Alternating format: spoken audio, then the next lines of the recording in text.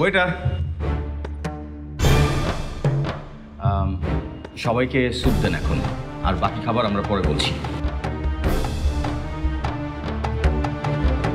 অন্য কিছু না খাস, স্যুপটা তো খা। বিষ দাও ভাইয়া, জেনির মতো বিষ খাই। রবিন, কিছু মনে করো না ভাবি, কিন্তু এটা আমার কাছে খুব হাস্যকর লাগছে। মনে হচ্ছে জেনি আর আমার বিয়ে ভাঙাটা একটা উৎসবের বিষয়, আর আমরা সেই উৎসবের আনন্দ করতে, মজা করতে এখানে খেতে এসেছি। এভাবে বলছো কেন রবিন? আপাতত তোমার জন্যই সবাইকে এখানে নিয়ে এসেছে, আর তুমি যেন কষ্ট থেকে বের হতে পারো, একটু হালকা হতে পারো, সেজন্যই তো আবার এত কিছু করছে। না, আমি আসলে কাউকে কষ্ট থেকে উদ্ধারের জন্য এখানে নিয়ে আসিনি মায়া। আমি শুধু জায়গাটাকেই দেখতে এসেছি। কেন? এই জায়গার আবার কি হলো? কি বিশেষত্ব আছে এই জায়গার?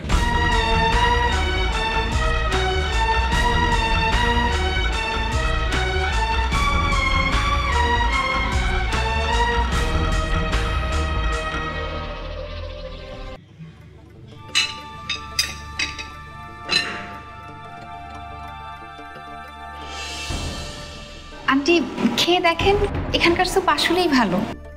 খাবো, তুমি খাও। কি ব্যাপার বললে না তো, এই জায়গায় কেন আসতে চাইলে? আরও তো কত প্রশ্ন আসতে পারে ইমরান।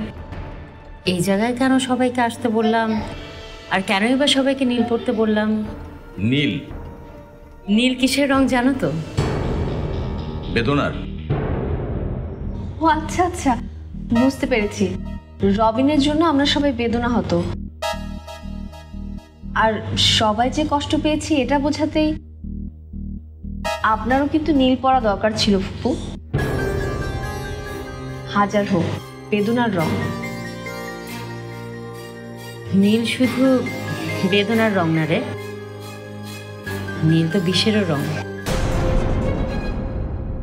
আমার মনে হয় আমরা সবাই তো বিষাক্ত।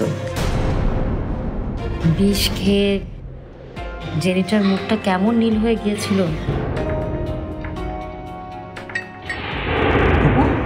মা, মা কি হলো? খুব খারাপ লাগছে, কি হলো?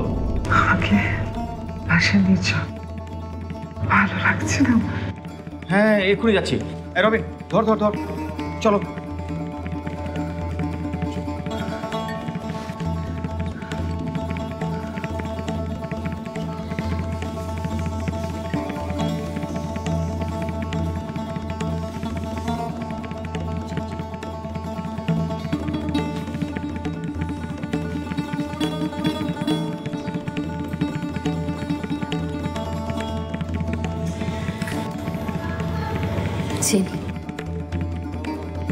এই দেখ, আমি কেমন তোর কথা রেখেছি। আমি কাউকে কিচ্ছু বলিনি।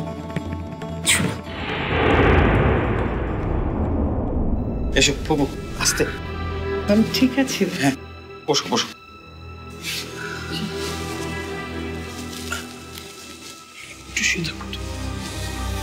ঠিক আছে ইমরান।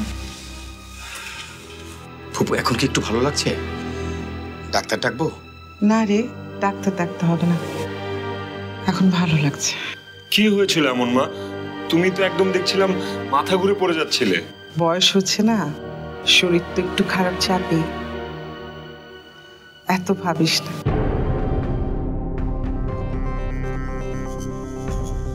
কি খুঁজছো? না মানে কি খুঁজছেন? না ওই স্বামী। স্বামী কই? আপাতত ঢুকে নিয়ে ঘরে, বোধহয় কোনো কাজে আটকা পড়েছে। অদ্ভুত, ফুপুর শরীর খারাপ, এর চেয়ে জরুরি আর কি থাকতে পারে? আহা, আপনি চিন্তা করবেন না, ফুপুর পাশে তো আমি আছি। ওনার যা লাগবে আমি দেখব, কোনো চিন্তা করতে হবে না।